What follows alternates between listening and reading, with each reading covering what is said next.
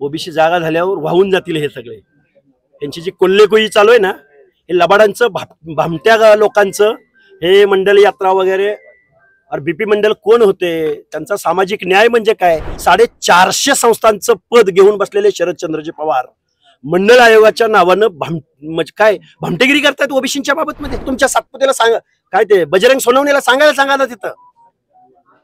इकडे जरांगेला उचकावताय, चेतावताय, चिथावणी देताय त्याला, आणि दुसऱ्या बाजूला मंडल यात्रा करताय. काय दिल्लीपर्यंत जाईल. ओबीसी जागा झाल्यावर वाहून जातील हे सगळे. यांची जी कोल्हेकोई चालू आहे ना, हे लबाडांचं भामट्या लोकांचं हे मंडल यात्रा वगैरे. और बीपी मंडल कोण होते, त्यांचा सामाजिक न्याय म्हणजे काय. घरामध्ये 450 संस्थांचं पद घेऊन बसलेले शरदचंद्रजी पवार मंडल आयोगाच्या नावानं काय भामटेगिरी करतायत ओबीसीच्या बाबत मध्ये. जरांगेला समजावून सांगा की तुमच्या सातपुतेला सांगा, काय ते बजरंग सोनवणेला सांगा ना तिथं. इकडे जरांगेला उचकावताय, चेतावताय, चिथावणी देताय त्याला, आणि दुसऱ्या बाजूला मंडल यात्रा करताय. एकीकडे तुम्ही सांगता की हे मुंबई जायला निघाले, तुम्ही युजवायला जाताय. आम्ही अरे जर जरांगेला दुसरी कुठली भाषाच कळणार नसेल संविधानाची, मग आम्ही पण काय बांगड्या भरल्या का काय. बोलावं लागेल ना. हे आम्ही लढणारे आहोत. आम्हाला तुम्ही कितीही बदनाम करा, आमच्यात कितीही फूट पाडायचा प्रयत्न करा. आतापर्यंत 5-6 वेळा झाला, इथून पुढे 10-12 वेळा होणार आहे. पण आम्ही थांबणार नाही. आम्ही कुठल्या आमदार खासदाराची पोरं नाही, कुठल्या पक्षाचे सक्रिय कार्यकर्ते नाही. आम्ही गावगड्यातल्या अर्ध्या लोकसंख्येच्या हक्क अधिकाराची भाषा बोलणार. माळी समाजाबद्दल तुम्ही वेगळ्या पद्धतीने बोलला. हे बघा, गेल्या 2 ते 3 वर्षापासून महाराष्ट्राची ओबीसीची चळवळ, माळी समाज असेल, धनगर समाज असेल, वंजारी समाज असेल, बंजारा समाज असेल, गावगड्यातल्या 18 पगड जाती असतील, सगळ्या लोकांची मी नावं घेऊ शकतो. पण ह्या सगळ्या लोकांच्या हक्काने अधिकाराची जी वज्रमूठ झालेली आहे, ही वज्रमूठ भेदायचं काम काय म्हणतात जरांगे. आतापर्यंत आमचं आणि ह्यांचं भांडण नाही, मी ह्याला विरोधक मानत नाही.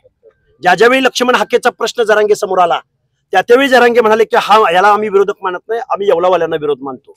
त्यावेळी लक्ष्मण हाकेनी 80% वेळा आम्ही सगळे एक आहोत हेच आम्ही महाराष्ट्राला सांगायचा प्रयत्न केलाय.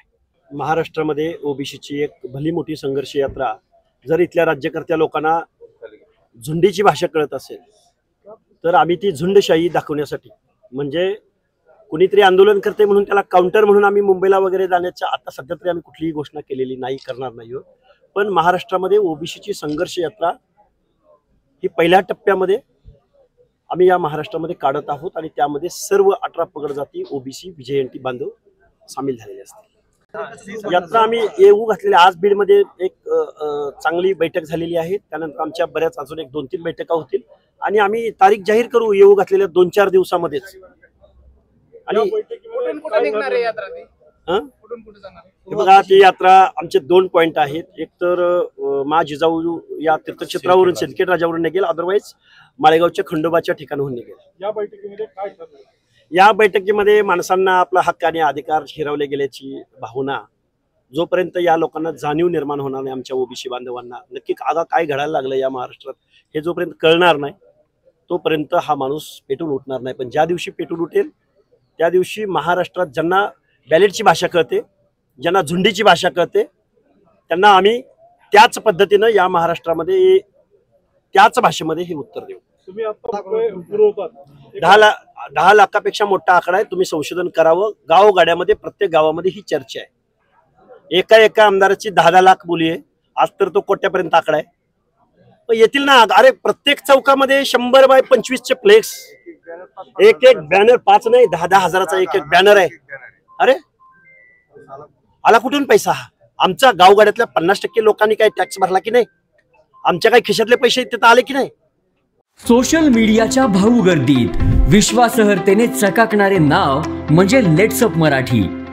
सगळ्यांना, सगळ्या नागरिकांना ती स्पीच, ती लेट्सअप वरील मुलाखती म्हणजे विचारांचा खजिना. त्यानंतरच्या निवडणुकीमध्ये मला सोडून गेले. बातम्या केवळ वस्तुस्थिती सांगणाऱ्या, न प्रोपगंडा, फक्त जनतेचा अजेंडा. क्योंकि आने वाला कल जाने वाला है, जाने वाला कल आने वाला है. राजकारण, मनोरंजन असो की क्रीडा क्षेत्र, महाराष्ट्राची स्पंदने संवेदनशीलतेने टिपणारे माध्यम म्हणजे लेट्सअप मराठी. जगासोबत एक पाऊल पुढे राहण्यासाठी लेट्सअपचे ॲप, सोशल मीडिया आणि वेबसाईट सोबत कनेक्टेड रहा.